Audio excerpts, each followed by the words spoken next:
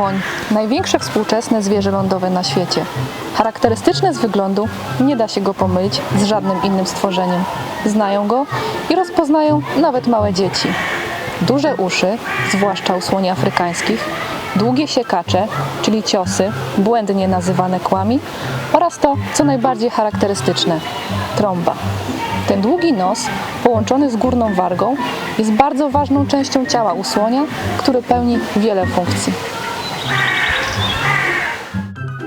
Zacznijmy od budowy takiej trąby. Choć może nie wygląda, to składa się ona z samych mięśni. I to ogromnej ilości mięśni, bo jest ich aż 40 000.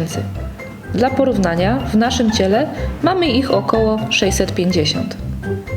Dzięki tak dużej ilości małych mięśni, słoniowa trąba jest bardzo precyzyjnym narzędziem. Co ciekawe, słoniątka przez pierwszy rok życia nie są w stanie jeszcze dokładnie obsługiwać się trąbą. Uczą się tego z czasem, tak samo jak ludzie uczą się chwytać czy chodzić. Jako ssak, słoń żywi się na początku mlekiem matki. Maluch robi to oczywiście za pomocą pyska. Zdarzają się sytuacje, w których słoniątka ssą swoją trąbę niczym ludzkie dzieci kciuka. Gdy słoń dorasta, uczy się posługiwać i pomagać sobie trąbą w wielu sytuacjach. Pierwszą, bardzo ważną funkcją trąby jest to, że służy ona niczym ręka do podawania sobie pokarmu. Słonie to roślinożercy. W ciągu dnia spożywają nawet około 200 kg pożywienia. Zjadają przede wszystkim roślinność naziemną i drzewiastą. Są w stanie łamać grube gałęzie drzew, ale także zrywać pojedyncze źdźbła trawy. Trąba u słoni jest zakończona wypustkami, czasem nazywanymi palcami. U słoni afrykańskich występują 2 takie wyrostki palczaste, a u słoni indyjskich 1. To także dzięki nim słonie są w stanie tak precyzyjnie chwytać nawet bardzo małe przedmioty. Oprócz pobierania pokarmu, trąba służy słoniom także do picia wody. Oczywiście nie wygląda to w taki sposób, że wciągają wodę trąbą aż do końca i w ten sposób piją. Słoń pobiera wodę do trąby z zadziwiającą prędkością, nawet ponad 500 km na godzinę.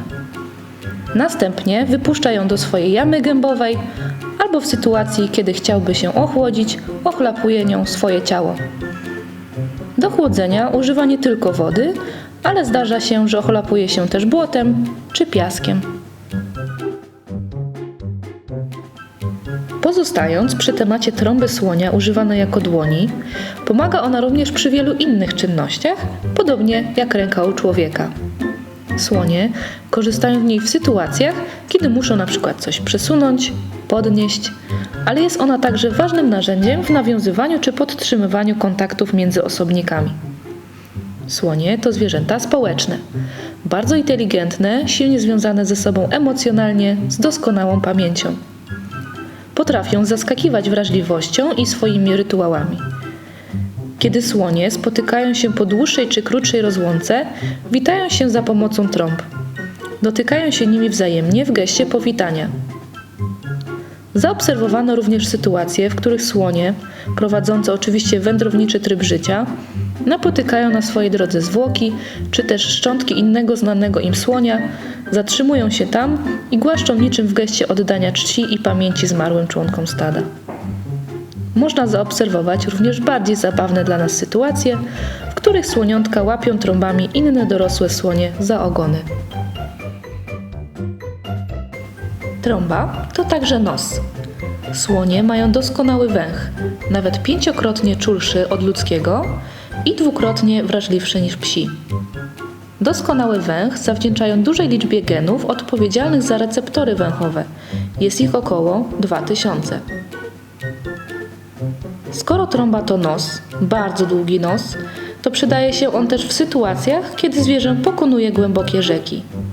Wysoko uniesiona trąba działa niczym rurka do nurkowania, dzięki której słoń ma stały dostęp do powietrza w czasie, kiedy jego niemal całe ciało pozostaje zanurzone.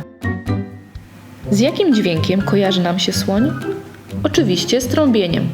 Te odgłosy, najczęściej wydawane w sytuacjach zagrożenia, to również zasługa trąby.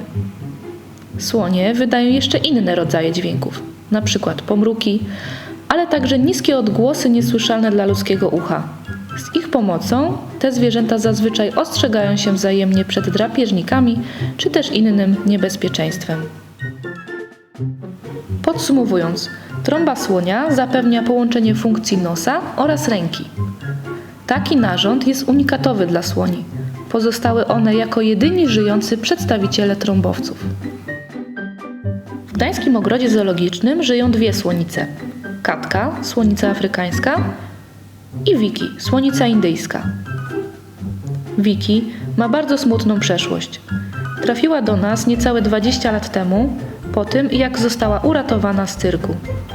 Niestety, wieloletnie wykorzystywanie tego zwierzęcia w bardzo nieetyczny sposób odbiło się na jej zdrowiu. Przykładem jest właśnie nie do końca sprawna trąba. Obserwując naszą Wiki w trakcie jedzenia, da się zauważyć, że musi ona włożyć więcej wysiłku w tę czynność i zamachnąć się trąbą nawet kilka razy, by móc trafić nią do pyska.